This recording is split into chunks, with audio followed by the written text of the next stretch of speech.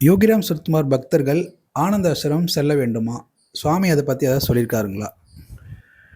இந்த பிச்சைக்காரை பற்றி தெரிஞ்சவங்க எத்தனை பேரையும் ஆனந்த ஆசிரமம் போயிட்டு வரணும்னு சாமி சொல்லியிருக்காரு. இந்த பிச்சைக்காரோடைய அப்பா வந்து பாப்பா ராம்தாஸ். இந்த உலகத்தில் உண்மையிலேயே ஒரு ஆசிரமம் இருக்குன்னா அது ஆனந்த ஆசிரமம் தான். அந்த ஆனந்த ஆசிரமத்துக்கு இந்த பிச்சைக்காரோடைய நண்பர்கள் அத்தனை பேரும் போகணும் இந்த பிச்சைக்காரை விரும்புகிறான்னு சொல்லியிருக்காரு. because wants everyone to visit ஆனந்த ஆசிரமம். நான் 1985 வந்து 2 பஸ் நிறைய ஆட்கள் பக்தர்களை கூட போனேன். சிவகாசி மதுரையிலேருந்து, சிவகாசி மதுரை விருதுநகர். சுவாமியை ரொம்ப சந்தோஷப்பட்டார்.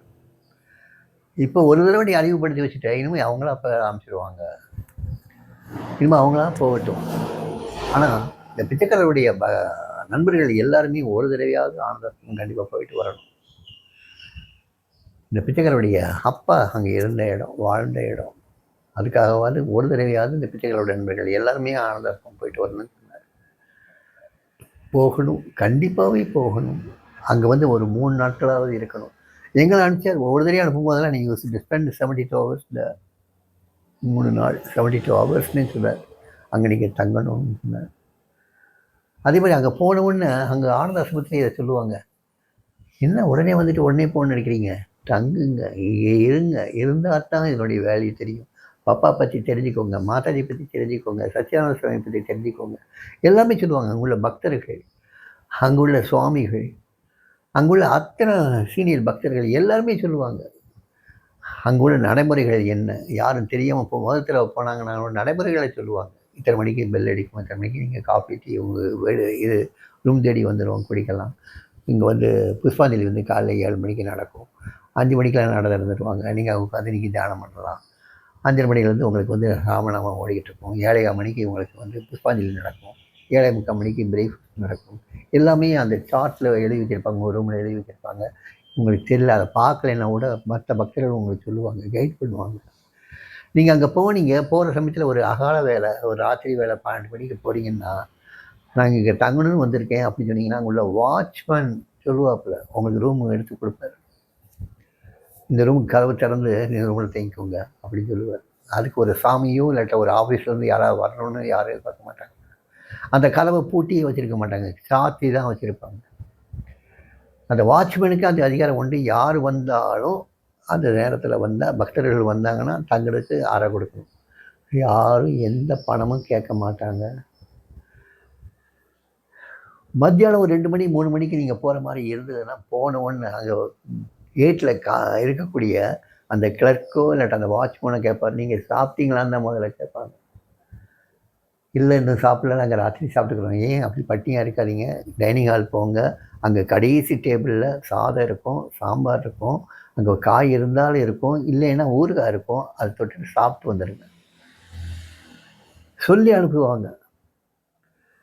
அங்கே அந்த சாதம் இருக்கும், அந்த சாதம் அவ்வளோ நல்லா இருக்கும். அந்த பசியில் போகும்போது அந்த சாம்பாரும் அந்த சாதமும் அந்த காயும் அந்த ஊறுகாயும் அவ்வளோ ருசியாக இருக்கும். மோர் கொஞ்சம் வச்சுருப்பாங்க. வெயில் காலத்தில் போனீங்கன்னா மோர் எவ்வளோ நாளும் குடிக்கலாம்.